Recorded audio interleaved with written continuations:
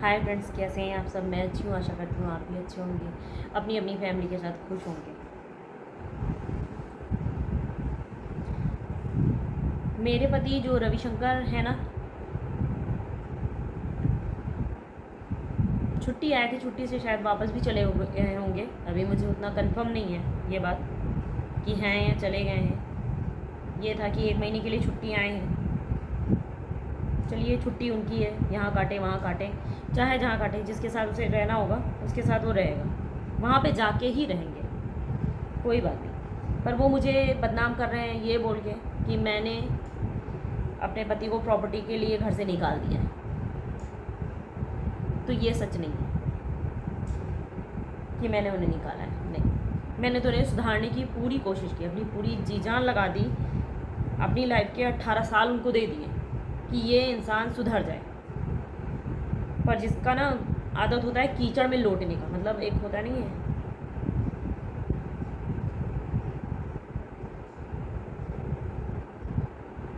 कि कुछ कुत्तों की आदत होती है नाली में लौटने की। आप उनको कितना भी घर में पाल लो, अच्छे से रख लो, अच्छे से अच्छा दे दो, नहीं, जहाँ पे वो गंदगी देखेंगे बस उसमें लौटना चालू कर देते हैं। वो है रविशंकर, ठीक है। तो उसका ये इसलिए मैं बोल रही हूँ ये चीज़, क्योंकि ये चीज़ आपकी ये नहीं हुआ, ये आपकी चौथी बार हुआ है जो रविशंकर घर से भागे। पहले 3 बार मैंने नहीं बोला, मैंने कहा चलो कोई बात नहीं। 3 बार तो मेरे को सदमा लग रखा था, मैं खुद डिप्रेशन में थी। इन लोगों ने मेरे को टॉर्चर कर करके मेंटली डिस्टर्ब कर दिया, डिप्रेशन की 3rd स्टेज में डाल दिया था। 2 बार मेरे साथ ये चीज़ हो चुका है। तो 3 बार में मैं 1 बार अपने पापा के यहाँ रही हूँ, 2 बार मैं रैवली में आनंद नगर में कमरा ले करके रही हूँ किराए पे अपने बच्चे के साथ, और 3 हो गया। चौथी बार मैं यहाँ पे हूँ लखनऊ में। तो 3 बार तो मैंने ये सोचा कि चलो अच्छा, जैसे पर्वतखेड़ा में इन्होंने रहने नहीं दिया, मुझे इनकी भाभी का गलत लगा नेचर साथ का, तो मैंने उनसे इसी बात पे हमारा झगड़ा हुआ घर में काफ़ी कि अगर आपको यही सब करना था तो मेरे से शादी नहीं करनी चाहिए थी, सीधी सी बात। अगर कोई आपकी लाइफ में पहले से है तो आपने मेरे से शादी क्यों की। तो ये नाक रगड़ के माफ़ी मांगने लगते हैं। जब भी मैं तलाक के लिए बोलती हूँ, यूनिट में मेंटेनेंस के लिए जब भी मैंने बोला, तब ये ना माफ़ी मांगने लगेंगे, बोलेंगे नहीं अगर तुमने मुझे छोड़ा या मुझे डाइवोर्स दिया तो मैं जहर खा लूँगा, फांसी लगा लूँगा, मैं मर जाऊँगा, ऐसे ऐसे करके ये इमोशनली ब्लैकमेल करते हैं। तो 2 बार मैं जब पर्वतखेड़ा में झगड़ा हुआ तो 2017 में इन्होंने ना मेरे साथ, इन्होंने और इनकी फैमिली ने मुझे को बहुत टॉर्चर किया, हद से ज़्यादा टॉर्चर किया। उस टाइम मेरा मिसकैरेज भी हो गया।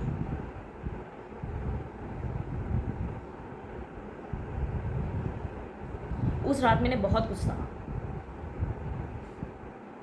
शायद मेरी किस्मत अच्छी थी जो मैं बच गई, मरी नहीं उससे।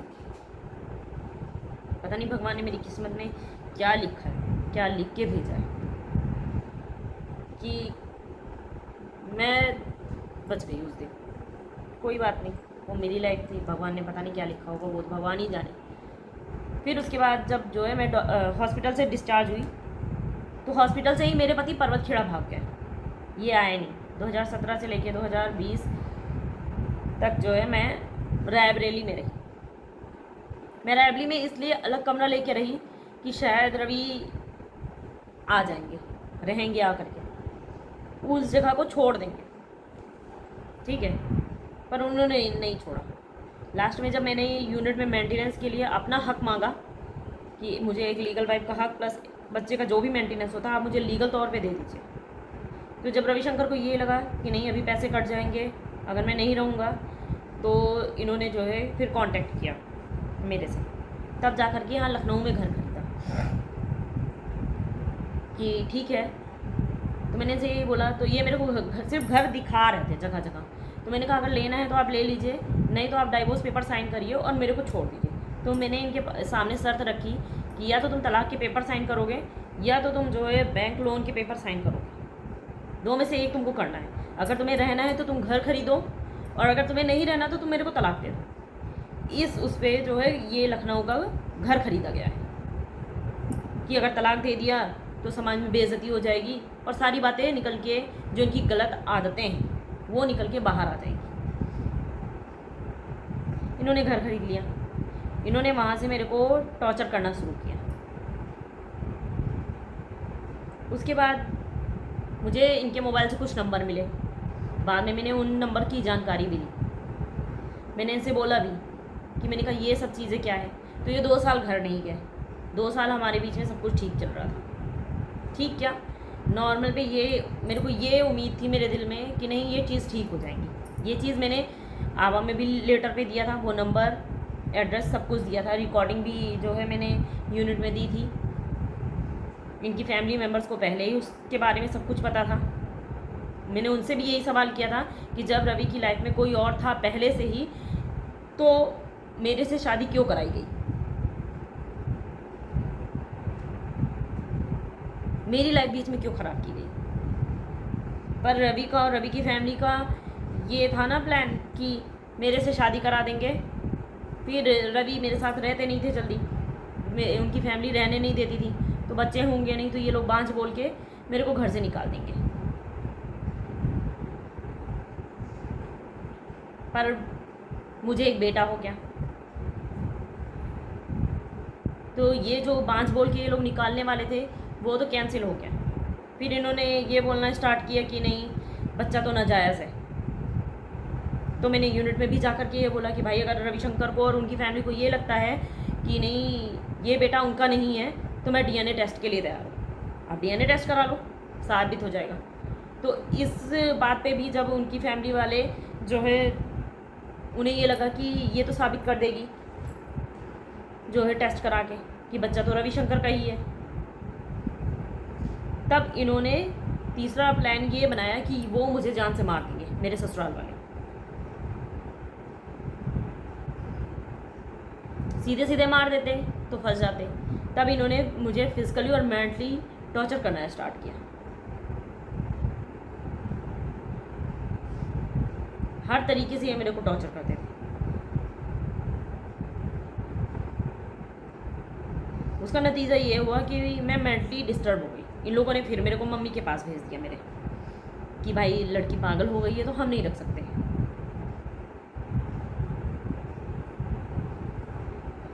मेरे फादर ने और मेरी मम्मी ने जो है मेरा इलाज कराया, मैं ठीक हो गई। मैं फिर से जो है रविशंकर के साथ रहने के लिए मैंने बोला। मुझे फिर भी यही उम्मीद थी कि नहीं आज नहीं कल तो रविशंकर सुधर जाएंगे।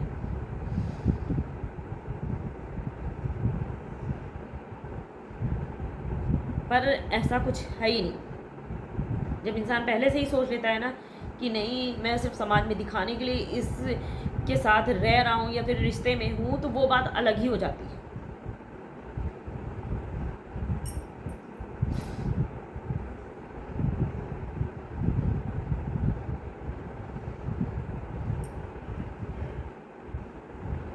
मैं पर्वत खेड़ा में थी तब भी घर वाले नज़र रखते थे मुझ पे कि अगर रवि आ रहे हैं तो मैं रवि किसी भी तरीके मुझसे बात नहीं करेंगे।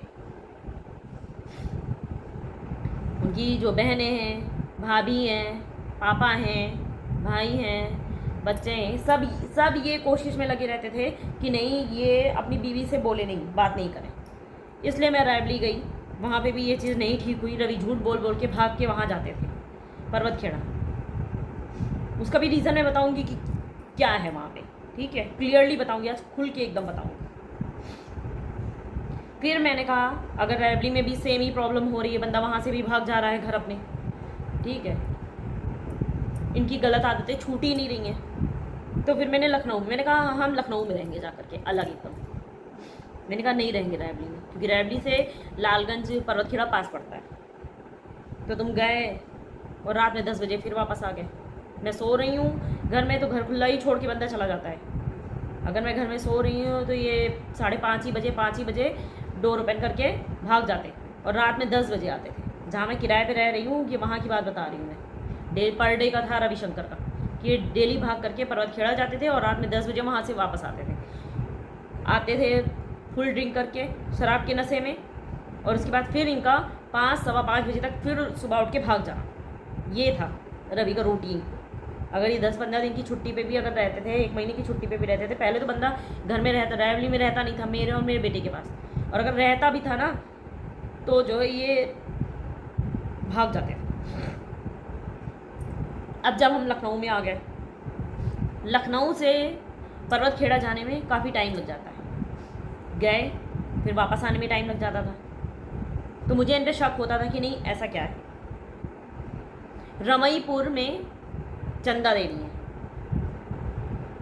पर्वत खेड़ा में सुनीता है, मलके गांव में समा,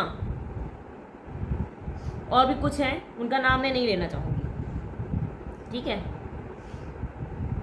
ये सब मेरे ससुराल वालों को पहले से ही पता था।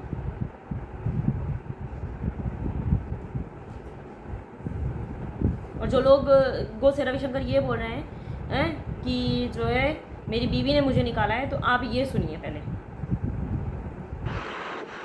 एक मीटिंग की परवरिश मैं तेरे हो नहीं रही है, किसको टाइम में खाना दूँ, टाइम से को पढ़ाई कराऊँ और टाइम का देखभाल करूँ, तो तेरे दूसरा बच्चा होगा तो तेरे क्या होगा?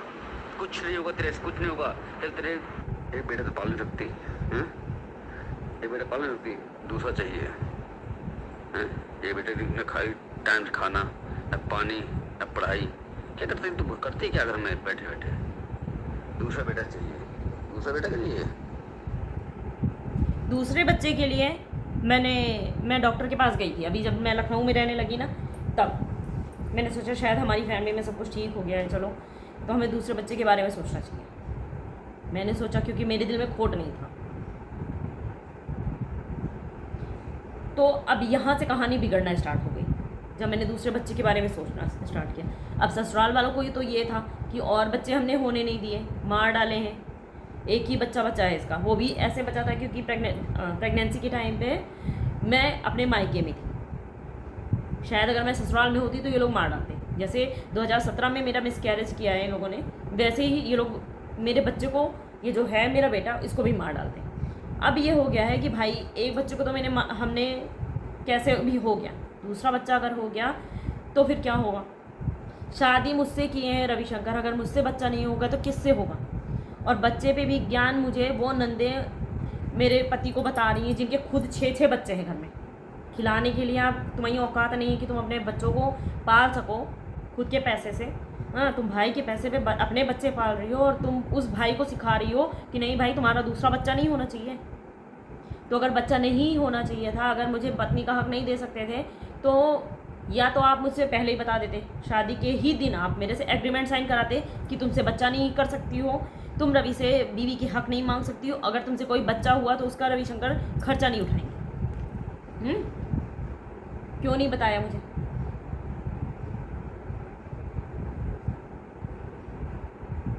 और अभी मुझसे ये उम्मीद रख रहे हो कि नहीं हम चुप रहें। मैंने रविशंकर की बहन से भी बोला था कि अगर रविशंकर को नहीं रहना है तो रविशंकर ही मेरे को लीगली डाइवोर्स दे दे, और नहीं अगर कोर्ट से नहीं करना चाहते ठीक है, प्रधान से करें जा करके, बुलाएं रमईपुर की जो है और पर्वत खेड़ा की मिली हुई जो है पंचायत, करे पंचायत, मैं आऊँगी। और रमईपुर से चंदा देवी, वाइफ ऑफ गंगाराम, उनको बुलाएं, उनको, उनकी पूरी फैमिली को बुलाएं, शिव कुमार उनके बेटे को, गोवर्धन उनके बच्चे को बुलाएं, ठीक है। और इधर कान्हा मऊ की भी है ना, जो अनीता और सुनीता, रविशंकर की भाभी और उनकी बहन, उनको भी बुलाएं। मलके गांव की समा को भी रविशंकर बुलाएं। और बोलूं और स्क्रीनशॉट दूं? बोलो तो यहाँ पे। सिर्फ मैं बोलने के लिए नहीं बोल रही हूँ, जब प्रूफ देने की बारी आएगी तो मैं वो भी दूंगी, क्योंकि इतनी बड़ी बड़ी बातें मैं ऐसे ही नहीं बोल देती। तुम एक रीज़न बताओ कि तुम पर्वत खेड़ा क्यों जाते हो? तुम्हारे भाई नहीं है क्या? वो अपनी भाभी का, तुम्हारी भाभी का खर्चा नहीं उठा सकते क्या? तुम्हारे जीजा नहीं है, वो अपने बच्चियों का खर्चा नहीं उठा सकते हैं? सबका ठेका तुमने ले रखा है। तुम्हें ये चीज़ पहले बतानी चाहिए थी कि मैं तुझे शादी तो कर रहा हूँ, बस अपने समाज में दिखाने के लिए लेके आ रहा हूँ, बाकी तुम मुझसे कुछ भी नहीं बोल सकती हो, ना रहने का हक मांग सकती हो, ना तुम मुझसे खर्चा मांग सकती हो, कुछ भी नहीं। क्यों तुमने मुझे को नहीं बताया? हम्म? अभी मैं मार्च में भी रविशंकर की यूनिट होके आई थी 2023 में।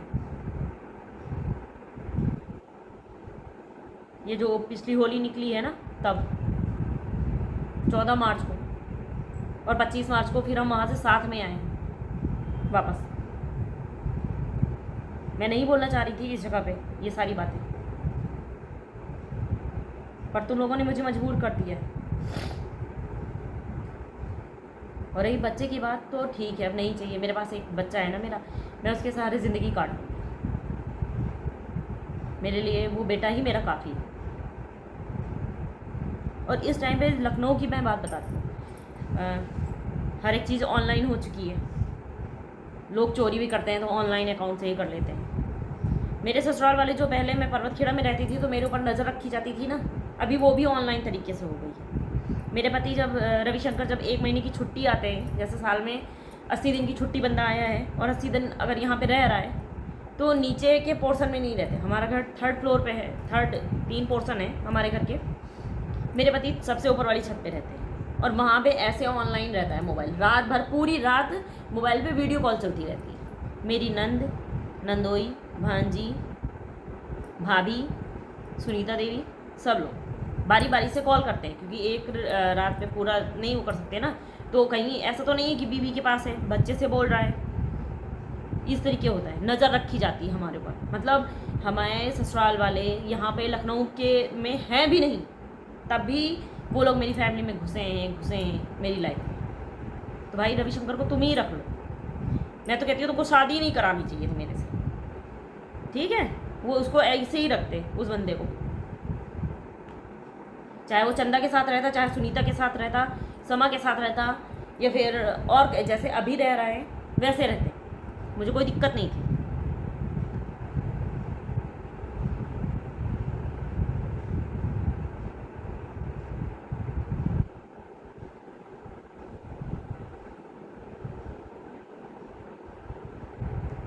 और अभी तो चलो कोई बात नहीं, मैं अभी सोशल मीडिया पे बोल रही हूँ, यूट्यूब पे। पहले मैंने यूनिट में बोला, मैंने रवि की फैमिली में पहले ही बोला, ठीक है? फिर सेकंड नंबर पे उनकी फैमिली से बोला, उनके फ्रेंड सर्किल में बोला कि भाई ऐसे ऐसे है और इनको एक बार समझाओ। अब मैं सोशल मीडिया पे बोल रही हूँ, और अब भी अगर नहीं समझे ना रवि और रविशंकर की फैमिली, ठीक है, तो मैं किसी पत्रकार के पास जाकर के सारा स्क्रीनशॉट सब कुछ दे दूँगी और न्यूज़पेपर में निकलवा दूँगी। तुमने क्या क्या किया है तुम बस सोचना। मेरी ज़िंदगी तो नाश ही है, पर मैं जाने से पहले ना सत्यानाश तो कर ही दूँगी सब। तुम लोग ये मत सोचो कि नहीं बाहर बैठ के हम खाएंगे, आराम से रहेंगे, सानू और प्रियांशु परेशान होते रहेंगे, उनका फ्यूचर बर्बाद कर देंगे, उनकी लाइफ बर्बाद कर देंगे, तो ये चीज़ नहीं होगी। कर्मा सुने हो ना, भुगतना तो पड़ता है। तो ये जो शक्ल भगवान ने दी है ना, ये समझ में ना तुम्हारा कर्मा तुम्हारे पास वापस आया है। तुमने लोगों ने मुझे मारने की कोशिश कर ली, नहीं मरी, फिर 2 बार पागल करने का भी कर लिया, पागल होकर के भी फिर ठीक होकर के आज यहाँ पे बैठी हूँ, अपने हक के लिए लड़ रही हूँ। तो इसका मतलब भगवान ने ना जो है ऊपर वाले मेरे लिए बहुत ही अच्छा सोचा होगा, क्योंकि अभी तो एक तरफा लड़ाई थी, तुम लोग लड़ रहे थे और मैं चुप थी घर की इज्जत के लिए। अब मैं बोलूँगी, जितना तुम लोग मुझे प्रेशराइज करोगे ना, तुम सब, चाहे बिंदेश्वरी हो, चाहे रागनी हो, चाहे हिमांशी हो, चाहे अर्चना हो, चाहे कंचन हो, चाहे दिनेश हो, चाहे रजोले हो, चाहे धर्मपाल हो, चाहे राम प्रकाश हो, चाहे किसुन दुलारी हो, सुनीता हो, हरिशंकर हो, रविशंकर, कोई भी हो, कोई भी, जितना भी तुम लोग मेरे को दबाओगे ना, उतना ही मैं भड़क के और आगे आऊँगी। तो ये मत सोचना कि अब की मैटर जो है हमें और घर वालों के बीच में ऐसे सॉल्व हो जाएगा। जब बेइज्जती सबके सामने होती है ना, तो नाक रगड़ के माफ़ी भी सबके सामने ही होगी। और जो भी होगा ना, चाहे डाइवोर्स हो, चाहे पंचायत हो, जो भी होगा, ओपनली हो आपकी, क्योंकि हर बार ऐसे लड़ाई करना कि नहीं मैंने आवा में दिया, आवा से यूनिट गया, यूनिट से रविशंकर ने फिर माफ़ी मांग ली, मैटर क्लोज हो गया। अब की नहीं होगा, जो भी कच्चा चिट्ठा है ना सबके सामने आएगा। अभी वीडियो में देख रहे हैं, फिर क्या पता आगे जा कर के न्यूज़ में, वो न्यूज़पेपर में भी पढ़ने वाले। जल्दी सारे स्क्रीनशॉट डालूंगी, गोमती नगर के, चंदा देवी के रिचार्ज के, और जो मैसेजेस थे सब जल्दी आए। किसी की खामोशी को उसकी कमज़ोरी समझने की गलती बिल्कुल मत करो। कभी कभी ना हद से ज़्यादा उड़ना भी खतरनाक हो जाता है।